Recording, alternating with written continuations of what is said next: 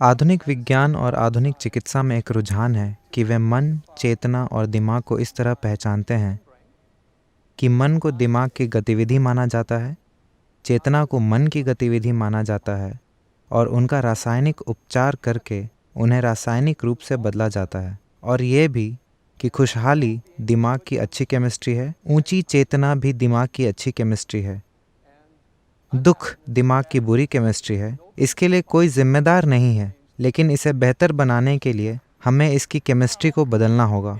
अब योग विज्ञान के अनुसार दिमाग, मन और चेतना तीन अलग अलग चीज़ें हैं, लेकिन वे एक खास स्तर पर संबंधित हैं। तो मैं सद्गुरु जी से यह जानना चाहता हूँ कि दिमाग, मन और चेतना की क्या प्रकृति है और हम दिमाग और मन में फंसे बिना उनका उचित तरीके से कैसे इस्तेमाल कर सकते हैं, और उस चिकित्सा मॉडल के बारे में भी जो दिमाग की केमिस्ट्री से ज़्यादा चेतना पर जोर देता हो। योग विज्ञान में दिमाग जैसा कुछ नहीं होता। दिमाग सिर्फ शरीर है। जैसे दिल है, जैसे जिगर है, वैसे ही दिमाग है। यह भी बस शरीर है। मुझे लगता है कि दिमाग को बहुत ज्यादा बढ़ा चढ़ाकर इसलिए प्रस्तुत किया जा रहा है क्योंकि जैसा कि मैंने सुबह भी कहा था, हमारी शिक्षा प्रणालियां पूरी तरह से तर्क पर आधारित हो गई हैं। हमें लगता है कि तर्क ही सब कुछ है। अब मैं इसे बहुत ही कम शब्दों में कहने की कोशिश करूंगा। जब किसी बहुत ही जटिल चीज को कम शब्दों में कहा जाता है तो उसमें कुछ कमियां रह जाती हैं। अगर आपको कमी नजर आए तो मुझे बताना, वरना ठीक है। तो योग विज्ञान के अनुसार मन के 16 हिस्से हैं और ये 16 हिस्से 4 श्रेणियों में आते हैं। पहली है बुद्धि। बुद्धि मतलब तर्क। मैं आपसे पूछता हूं, आपको बुद्धि तेज चाहिए या मंद? आप सब चुनिए, मैं आपको आशीर्वाद देने वाला हूं। आपको तेज चाहिए। तो बुद्धि एक चाकू की तरह है।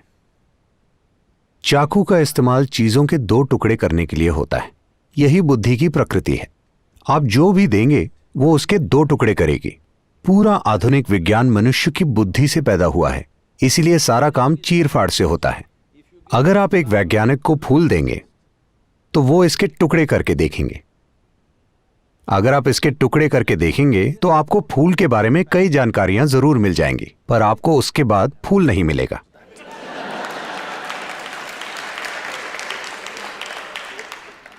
अगर अब आपको कुछ वाकई जानना है, मान लीजिए आपको आपकी मां के बारे में जानना है, कृपया उनके टुकड़े मत करना। यह ऐसे काम नहीं करता, क्योंकि जो चीज आप चीर-फाड़ से जान सकते हैं वो जीवन का भौतिक पहलू है। आप जीवन को चीर-फाड़ से नहीं जान सकते।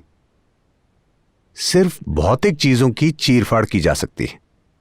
पर अब हम हर चीज जानने के लिए तर्क का इस्तेमाल करते हैं, तो हम 2 टुकड़े करने की कोशिश करते हैं।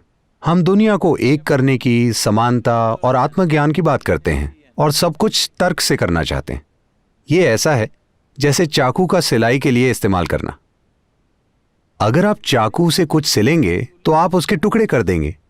तो हम ये देख रहे हैं कि हम किसी चीज के बारे में जितना ज्यादा ज्ञान इकट्ठा करते हैं, गलतफहमी और सत्य से दूरी उतनी बढ़ती जाती है। इसीलिए नहीं कि जानकारी बुरी है, पर इसीलिए क्योंकि हम चाकू से सिलने की कोशिश कर रहे हैं। तो तर्क एक चाकू की तरह है। इसे तेज होना चाहिए। यह जीवित रहने का औजार है। अगर आप में चीजों में फर्क करने का तर्क नहीं होता तो आप इस धरती पर जिंदा नहीं रह पाते। यह बहुत ही जरूरी है। लेकिन यह सिर्फ आपको जिंदा रख सकता है, पर यह तब तक काम नहीं कर सकता जब तक कुछ मात्रा में याददाश्त ना हो। अगर आपकी सारी याददाश्त मिटा दी जाए तो इससे फर्क नहीं पड़ता कि आपका भौतिक स्तर कितना है। अगर आपकी सारी याददाश्त चली जाए तो आप अचानक मूर्ख लगने लगेंगे।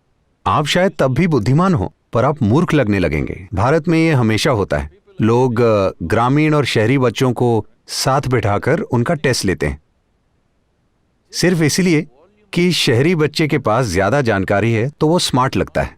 गांव का बच्चा मूर्ख लगता है, लेकिन आप उन्हें वास्तविक स्थिति में रखें तो आप देखेंगे कि वो ज्यादा स्मार्ट निकलेंगे, क्योंकि उनकी बुद्धि पूरी तरह से सक्रिय है।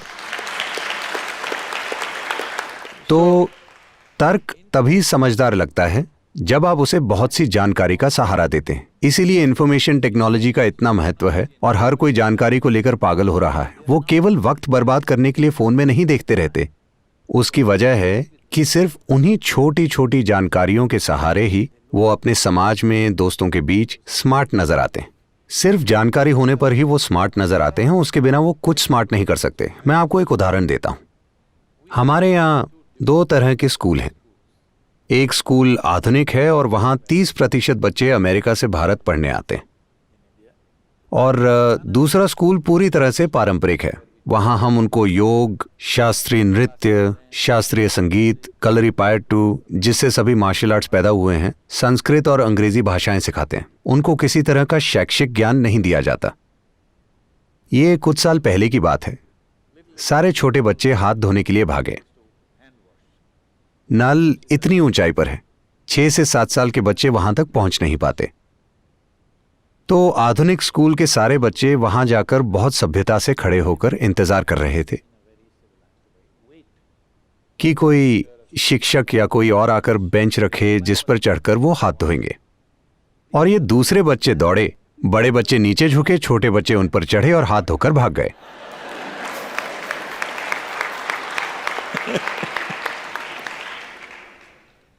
तो आजकल तर्क को बहुत ज्यादा महत्व दिया जाता है और बुद्धि के दूसरे आयामों को बिल्कुल विकसित नहीं किया जाता। तो मन के अगले आयाम को अहंकार कहते हैं, जिसे हमने पूरी तरह से नजरअंदाज कर दिया है। कई लोग अहंकार को ईगो समझते हैं, लेकिन ऐसा नहीं है। अहंकार मतलब पहचान। आपकी पहचान किस आधार पर बनी है? क्योंकि तर्क मुख्य रूप से उस पहचान की रक्षा करने का साधन है जो आपने अपने लिए बनाई है। अगर मैं कहता हूं कि मैं भारतीय हूं, तो अचानक मेरा तर्क मुझ में वैसे विचार पैदा करेगा। मुझ में इसके लिए जीने और मरने की इच्छा होगी। अगर आप बस एक कपड़े का टुकड़ा लोगों को दिखाएं, मेरा मतलब झंडा, तो लोगों की आंखों में आंसू आ जाएंगे। यह सिर्फ एक पहचान है। अगर वो कहीं और रह रहे होते और आप वहां का झंडा दिखाते, तब भी यही होता। भारत और पाकिस्तान में यह आसानी से नजर आता है, क्योंकि ये एक ही देश था, पर अचानक किसी ने रेखा खींच दी और सारी भावनाएं जैसे काम करती हैं वो अद्भुत है, सिर्फ इसलिए क्योंकि आपने इसके या उसके आधार पर अपनी पहचान बनाई है। तो तर्क एक साधन है जो आपकी पहचान की रक्षा करता है। पहचान वो साधन है जिसकी वजह से तर्क एक निश्चित तरीके से काम करता है।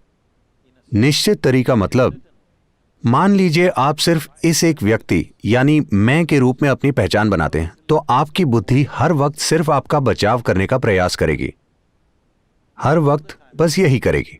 अब अगर मैं ये कहूं कि मेरा परिवार मेरी पहचान है, तो आपकी बुद्धि उसका बचाव करने की पूरी कोशिश करेगी। ये समुदाय, जाति, धर्म, देश कुछ भी हो सकता है। हमने जाति, धर्म और देश के नाम पर कितने ऐसे कार्य किए हैं जो बिल्कुल मूर्खतापूर्ण और अमानवीय हैं, लेकिन हम उन्हें बड़े गर्व के साथ करते हैं क्योंकि हमने अपनी पहचान उनके आधार पर बनाई है। यही पहचान की प्रकृति है। अगर उसी समानता को आगे बढ़ाना हो, तो अगर बुद्धि चाकू है, तो जो हाथ उसे पकड़ता है वो पहचान है। आप मुझे बताइए, चाकू के काम करने के लिए यह जरूरी है कि चाकू तेज हो, लेकिन चाकू से विनाश होगा या विकास, ये उस हाथ पर निर्भर करता है जिसने उसे पकड़ा है ना? लेकिन आजकल हमारे समाज में, हमारी दुनिया में हाथ के विकास के लिए कुछ भी नहीं किया जा रहा। हम अपनी छोटी से छोटी पहचानें बनाते जा रहे हैं। इससे हर हाल में अशांति ही होगी, मनुष्य के भीतर भी और बाहर की दुनिया में भी। कोई और रास्ता नहीं है। प्राचीन काल से ही पूर्वी संस्कृतियों में हमेशा ब्रह्मांडीय पहचान की शिक्षा दी जाती है। अहम ब्रह्मास्मि। 12 साल की उम्र में आपको यह पता होना चाहिए, अहम ब्रह्मास्मि, इसका अर्थ है मैं ब्रह्मांड हूं। असीम के आधार पर पहचान बनने से पहले शिक्षा बिल्कुल नहीं दी जानी चाहिए। सिर्फ पहचान स्थापित होने के बाद ही शिक्षा होनी चाहिए, क्योंकि सही तरह की पहचान के बिना शिक्षा विनाशकारी हो जाती है। क्योंकि आपके पास एक सीमित पहचान है। हम चाहे जो कुछ भी कहें, लेकिन मूल रूप से सारे अपराध, सारे बुरे और भयंकर काम जो हम करते हैं, वो सीमित पहचान की वजह से ही हैं, है ना? ये मेरा तरीका है, वो आपका तरीका है, ये मेरा देश है, वो आपका देश है, ये मेरा धर्म है, वो आपका, ऐसा ही होता है। पहचान का विकास किए बिना ही हम चाकू को तेज बना रहे हैं। हमारा हाथ अस्थिर है, पर हम चाकू को तेज बना रहे हैं और याददाश्त से उसे शक्तिशाली बना रहे हैं। तो मन के अगले आयाम को मनस कहते हैं। ये याददाश्त का संग्रह है। यहां याददाश्त के 8 आयाम हैं। इसमें पंच तत्वों की याददाश्त, परमाणु के स्तर पर याददाश्त, विकास संबंधी याददाश्त, कर्मों की याददाश्त, सचेतन की याददाश्त, अचेतन की याददाश्त, स्पष्ट याददाश्त, अस्पष्ट याददाश्त, ऐसी ही याददाश्त की कई सारी अवस्थाएं हैं। जैसे हमने पहले ही चर्चा की थी, इस शरीर में हर उस चीज की याददाश्त है जो इस ग्रह पर हुई है। अगर हम पर्याप्त ध्यान दें तो हम सिर्फ इसे देखकर ही जान सकते हैं कि जीवन का विकास कैसे हुआ है। सिर्फ 150 साल पहले चार्ल्स डार्विन ने इस ग्रह के जीवन का अध्ययन किया और जीवन के विकास के बारे में बताया था। But over 15,000 years ago, Adi Yogi spoke about how life evolved. लेकिन आदि योगी ने 15,000 साल पहले ही इसके बारे में बात की थी। उन्होंने पहले ही कहा था, लगभग हर भारतीय ये जानता है लेकिन सचेत नहीं है, 10 अवतार हैं। आप ये सब काफी पढ़ रहे होंगे। पहला अवतार मछली या पानी के जीव, फिर जल स्थल चर जीव, फिर स्तनधारी जीव, फिर आधा मनुष्य आधा जानवर, फिर बौना मानव, फिर पूर्ण विकसित लेकिन क्रोधी मानव, फिर शांतिपूर्ण मानव, फिर प्रेममय मानव, उसके बाद ध्यानमय मानव और आखिर में दिव्यदर्शी मानव होने की मान्यता है। ये किसी एक आदमी की कहानी नहीं है, ये इस ग्रह के जीवन के विकास की कहानी है। तो 15,000 साल पहले किसी ने ये माइक्रोस्कोप से देखकर नहीं बल्कि अपने भीतर देखकर बताया था, क्योंकि विकास की पूरी कहानी यहां लिखी है। योग विज्ञान इसी पर केंद्रित है कि याददाश्त के अलग अलग आयामों को कैसे सक्रिय करें, क्योंकि अगर आपकी याददाश्त सीमित है तो आप हर हाल में बचकाने काम करेंगे।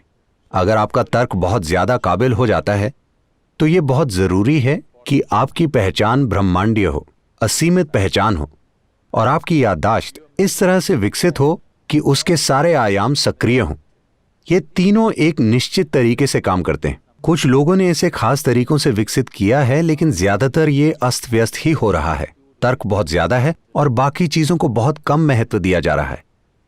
बुद्धि के चौथे आयाम को चित्त कहते हैं। ये बुद्धि का वो आयाम है जो याददाश्त से प्रभावित नहीं होता। हमें समझना चाहिए कि हम अभी जैसे हैं वो सिर्फ हमारी याददाश्त की वजह से, चाहे वो हमारी त्वचा का रंग हो या हमारी पहचान किस रूप में है, हम पुरुष हैं या स्त्री, सब कुछ याददाश्त तय करती है। हमारे अंदर जो याददाश्त मौजूद है वही सारे पहलू तय करती है। मैं एक मनुष्य हूं या कोई और प्राणी, ये भी याददाश्त तय करती है। याददाश्त एक अद्भुत संभावना है, लेकिन वो एक रुकावट और एक सीमा भी है। जिसे अब मैं और आप कहते हैं, उनके बीच की सीमा भी सिर्फ याददाश्त ही है।